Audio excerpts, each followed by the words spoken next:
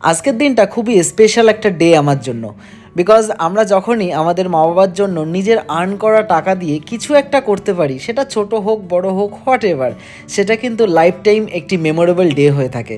তো সেরকমই একটা ডে আজকে আমার জন্য। So good morning everyone. 30th March শনিবার সকাল 8:10। So welcome to our story telling vlog. আজ কিন্তু বলতে পারো প্রথমবার আমি বাজার গেলাম। সো সকালবেলা বাজার টাজার করে দিয়ে এখন যাচ্ছি ইনস্টিটিউটের উদ্দেশ্যে। আর আসার পথে বেশ কিছু টাকা তুলেছিলাম এটিএম থেকে, বিকজ আজকে কিন্তু মায়ের জন্য একটা গিফট কিনতে চলেছি।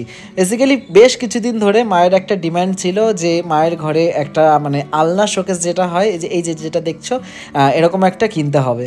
তো সেটাই আজকে কিনবো। তো মা এখনও জানে না, মায়ের জন্য সারপ্রাইজলি কিনে নিয়ে যাব। এটা মানে কিনবো জানে, বাট আজকেই যে কিনে নিয়ে যাব সেটা মানে মা জানে না আর কি। সো এখানে অনেক দোকান খুঁজছিলাম, মিলির তো একটা পছন্দ হচ্ছে, আমার এটা পছন্দ হচ্ছে, মানে এটা ওটা করে অনেক দোকান ঘোরাঘুরি করার পর সো এদিকে আমার খিদে পেয়ে গেছে, তাই আমরা চলে এসেছি মিওমোর। সো মিওমোর থেকে আমরা নিয়ে নিলাম এখান থেকে কিছু হটডগ রোল, বিকজ কালকে একটা শ্যুটও আছে, তো শ্যুটের জন্য একটা নিলাম আর মিলিকে একটা খাইয়েও দিলাম।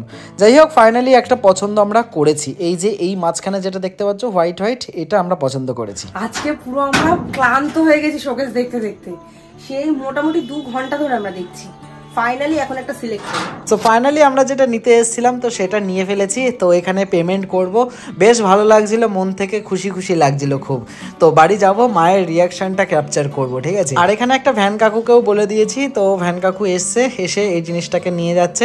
সো এটা হচ্ছে কালার, কেমন লাগছে কালারটা অবশ্যই একটু কমেন্ট সেকশনে জানিও। মানে পেছনে সাদা আর সামনে একটু লাল লাল কালার আছে, ঠিক আছে।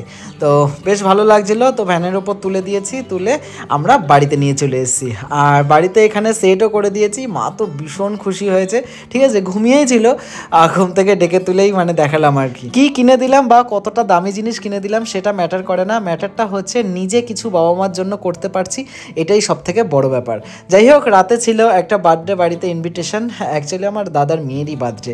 তো সেখানে এসেছিলাম রাতে, সেখানে কেক টেক কাটা হলো। আর এই যে স্প্রেটা, এই যে স্প্রে যেটা দেবে না এখন, এই স্প্রেটা মানে হেভি সুন্দর লাগে, দেখো মানে বরফের মতন পড়ে।